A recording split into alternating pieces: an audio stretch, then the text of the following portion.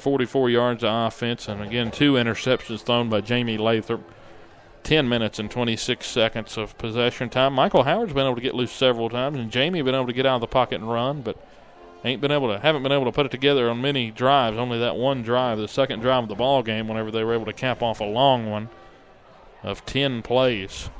Yeah, and to be honest with you, the only play that we've been running is a jet sweep option, really, with Michael Howard and Lane Carroll. But also, Jamie keeps the ball a little bit, able to find a gap or two, get a couple yards of his own. But that's really just been the total offense for this team so far tonight. Yeah, the offense really hadn't been able to do a whole lot. Again, that second drive of the game, really everything the Cats have been able to do.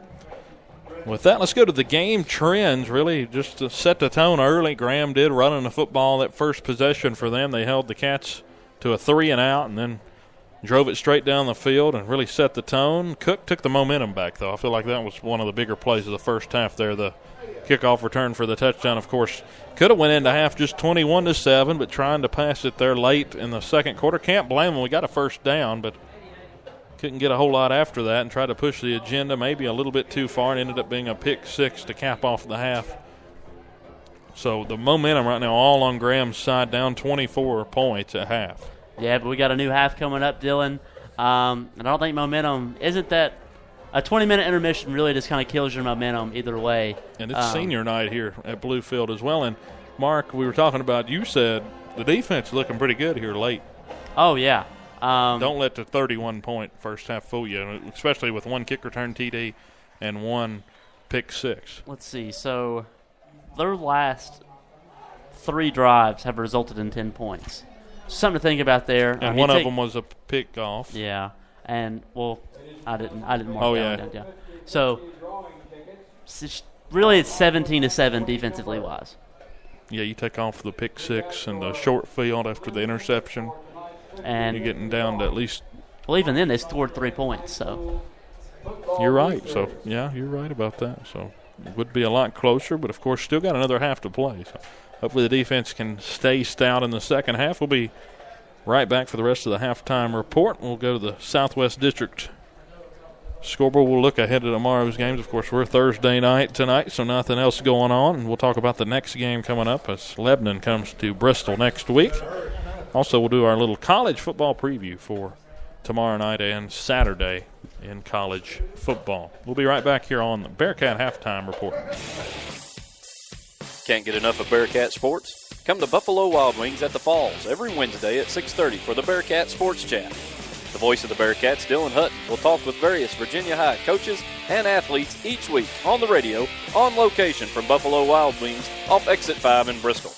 Come enjoy wings while watching the show or listening right here on Spreaker.com. Bearcat Sports Chat, 6:30 p.m. at Buffalo Wild Wings at the Falls. Go Bearcats!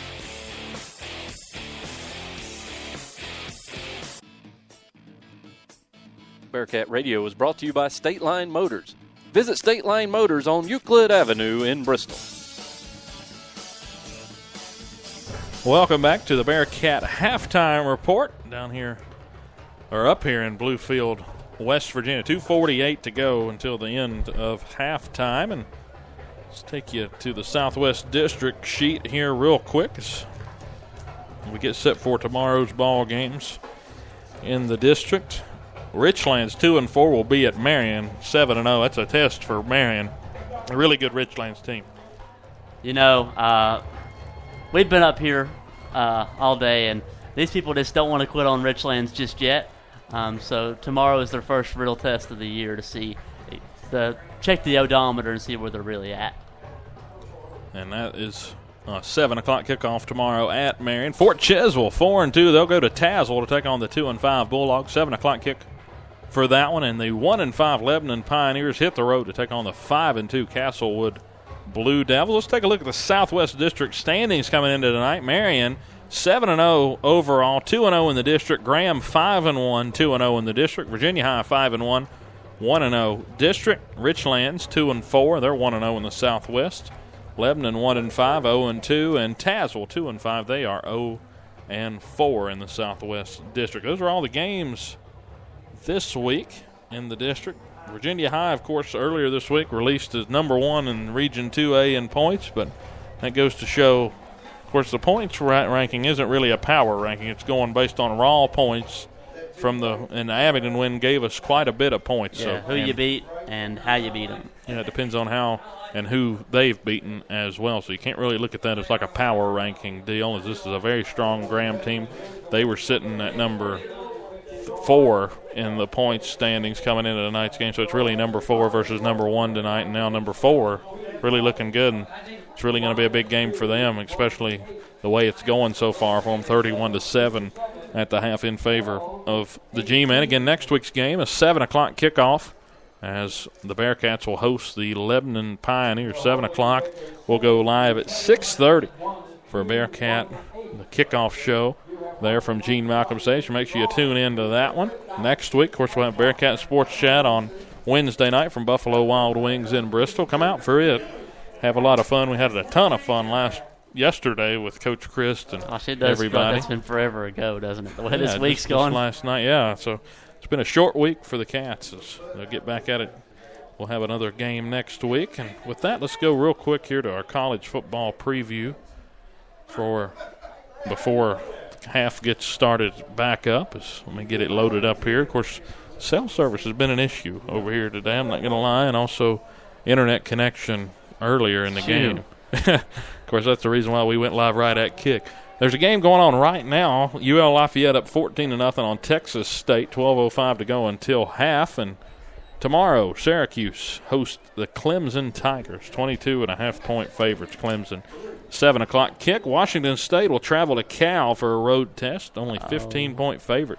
Washington State, number 8 in the country. I got a good feeling you'll be up pretty late for that one, Dylan. I'm a big Mike Leach fan, so a 10:30 kickoff for that one. And now we move to Saturday, and let's let Mark pick a few of these. 12 o'clock kick, Florida State and Duke. Who you got?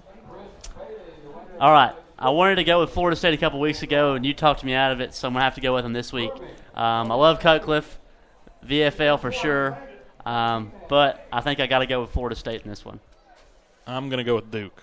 I'm going to pick the Duke Blue Devils to beat Florida State. Florida State hasn't been the same team. They did play Miami good last week, but it was at home.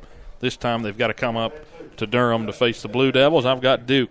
Michigan coming off a tough loss to Michigan State. They're a 7-point favorite at Indiana. 12 o'clock kick, and I'm taking the Hoosiers. I am as well. Also, Mike DeVord, he's done a really good job with that offense this year. They're averaging about 25 points a game. Got to give it to Mike DeVord. I'm going Hoosiers as well. 12 o'clock kick in Knoxville, South Carolina at Tennessee. Tennessee somehow a 3.5-point favorite. Let me have Will Muschamp.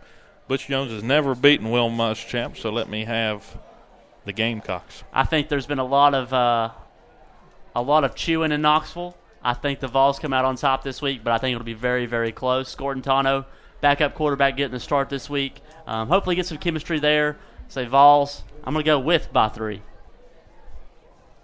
You taking the points?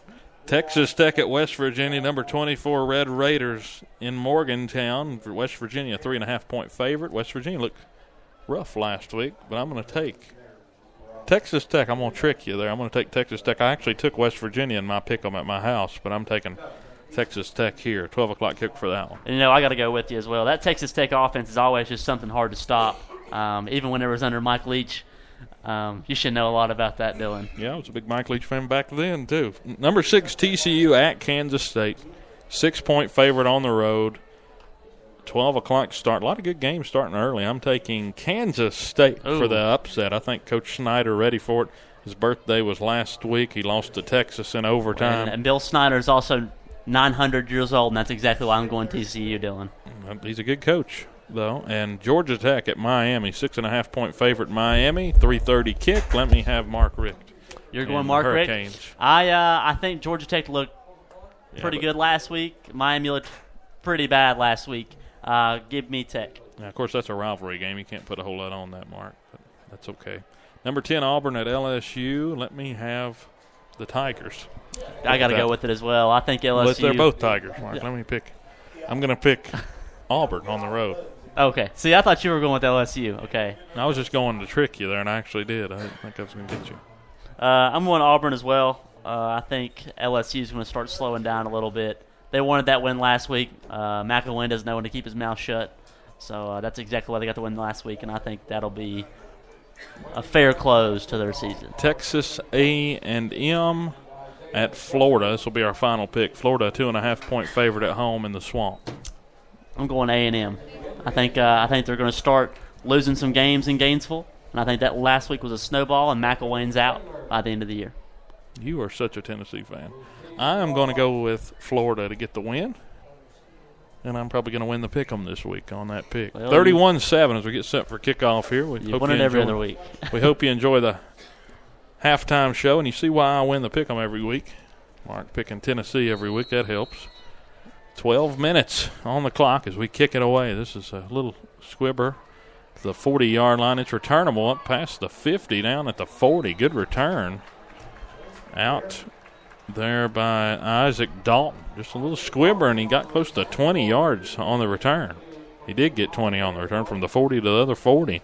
They're across the 50 to start the drive.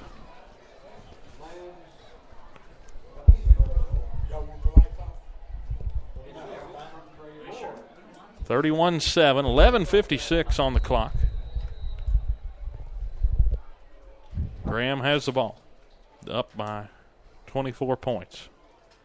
See if any second half adjustments. This time, run play straight out. Now he's going to ladder up to the 40-yard line. A good play by Allen. Just pitched it. He was wrapped up, couldn't bring him down, and he flipped it out for a gain of close to 9 yards. Not sure if you consider that a pass or a run, but great play, great way to be able to find someone there. Great job by the Bearcat defense to be able to wrap up the quarterback. You just can't do anything about that.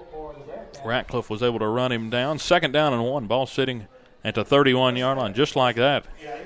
Graham inside the 35. Just a little flip. Wrapped up. Had him wrapped. All I had to do is get him down. 31-7 the score. There's the snap. Off the right hash. This time it's Allen taking it, trying to get to the outside. He breaks a tackle to the 30. Breaks another to the 25 before he's brought down by Bobby Medley. Just outside the 20-yard line. Got it to the 22. Big gain. Close to 8 or 9 on the carry. Another straight run by Allen. He showed off all of his attributes tonight, been able to make some passes down the field. Right on the money, and there with the legs making some plays. He also has a rocket for an arm. Doing a great job throwing some balls in tonight. Again, he was injured for most of the season, so to have him back is a huge asset for this Graham team. The running back, Lester, has been the quarterback. A little quick pitch off to the right side. It's Lester on the pass. It'll go as a run, though, as it was behind the line of scrimmage. He got close to 5 or 6 inside the 20 to the 17-yard line. Lester threw 6 passing touchdowns while he was replacing Allen, so it wasn't like he was a scrub at the quarterback position. And, you know, we talked all night about the weapons this Graham offense has, and it just seems like it never stops. They're everywhere, yeah. They're all over the field. Of course, the Bearcat defense, like we've said at half, has not been all that bad. 17 points. There's a snap. Handoff to the right side. It's Lester. Another missed tackle out there as it gets it close down to the 10. He got the first down. Got close to 8 yards. Got it to the 11. 1st and 10 G-Man just outside the 10. Again, this red zone trip brought to you by State Line Motors on Euclid Avenue in Bristol. A little short kick to open the drive. Got him up past, and he got returned 20 yards to the 40. And they've went 30 yards since. Right at the 10. It's 1st and goal from just inside the 10-yard line. Snap. Allen throws it over into the corner. This time Cook catches it on the edge, trying to break to the end zone, and he's in. Touchdown. They will just keep it inside the pylon as he reached it across. 37-7. Graham out in front. They score on the opening drive of the second half. They are still clicking even after the halftime break. On for the extra point is Curto. Another quick screen there. Missed tackle. Cook able to break it into the end zone. I'll tell you, he can make people miss. Yeah, he's a very good athlete. Extra point is on the way, nearly blocked, but it's up and through.